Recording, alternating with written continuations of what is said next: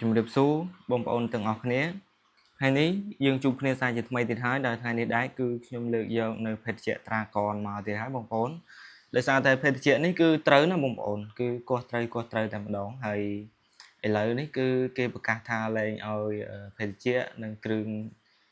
កុលអីហ្នឹងគឺគេលែងឲ្យមានរង្វាន់ណាបងប្អូនហើយអញ្ចឹងគឺប្រហែលជាខ្ញុំលែងមានវីដេអូបញ្ចេញនៅភេទជ្ជៈមានរង្វាន់ទៀតហើយអញ្ចឹងបងប្អូនអាច comment នៅខាងក្រោមបានថាតើឲ្យខ្ញុំធ្វើនៅវីដេអូអ្វីដើម្បីឲ្យខ្ញុំយកវីដេអូយកមកផុសចែកជូនបងប្អូនមើលលេងកម្សាន្តអញ្ចឹងណាហើយអញ្ចឹងខ្ញុំក៏សូមអធិស្ឋានទៅដល់បងប្អូនទុកជាមុនដែរបើសិនជាខ្ញុំនិយាយទៅលឺលួសឬក៏ពាក្យពេចន៍មិនសមរម្យនៅកន្លែងណាមួយដែលចេតនាសូមបងប្អូនអធិស្ឋាននិងអភ័យអត់ទោសផងហើយបើបងប្អូនមិនទាន់ជួយចុច Subscribe ដល់ Channel ខ្ញុំទេបងប្អូនសូមជួយចុច Subscribe រួចដាក់សញ្ញាកណ្ដឹងម្នាក់មួយទៅដើម្បីនឹងទទួលបាននូវវីដេអូថ្មីៗពីខ្ញុំបាទហើយនឹងបានមុនគេអញ្ចឹងណាពេលដែលខ្ញុំចុចបង្ហោះទៅបងប្អូននឹងឃើញបានមុនគេអញ្ចឹងហើយបងប្អូនអាច comment លេងនៅខាងក្រោមបានដែលចង់ឲ្យខ្ញុំយកភេទជ្ជៈអីដែរយកមកអ៊ុតហើយឥឡូវនេះគឺគេខាងគេប្រកាសឲ្យថាភេទជ្ជៈអីគឺលែងឲ្យមានរង្វាន់ហើយ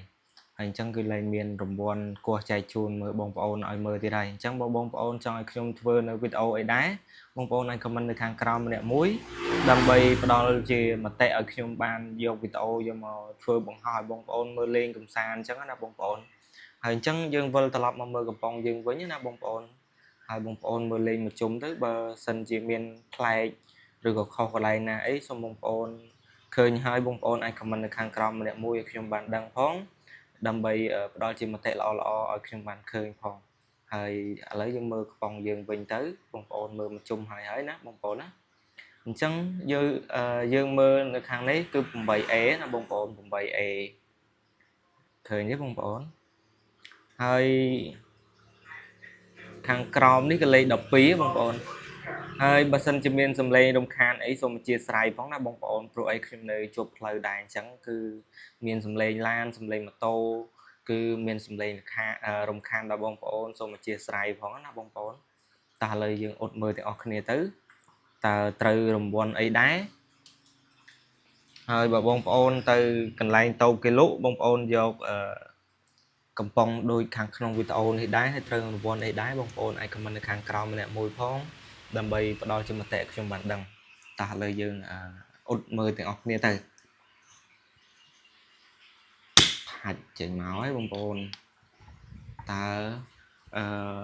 ត្រូវឬក៏ខុសឥឡូវយើងអ៊ុតមើលទាំងអស់គ្នាអាយ៉ាមួយកំប៉ុងបងប្អូនទាំងអស់គ្នាវ៉ាវគឺត្រូវមួយកំប៉ុងហើយភេទជ្ជៈនេះដែរគឺអាសាត្រូវរង្វាន់ណាបងប្អូនហើយបើបងប្អូនទិញទៅត្រូវរង្វាន់អីដែរឬក៏ត្រូវជាទឹកប្រាក់ឬក៏ត្រូវជាកំប៉ុងអីអញ្ចឹងដូចខ្ញុំសូមបងប្អូន comment ខាងក្រោមម្នាក់មួយផងហើយខ្ញុំក៏មានតែប៉ុណ្្នឹងទេសូមជម្រាបលាបងប្អូនទាំងអស់គ្នាជួបគ្នានៅវីដេអូក្រោយៗនៅភេទជ្ជៈផ្សេងទៀតជម្រាបលា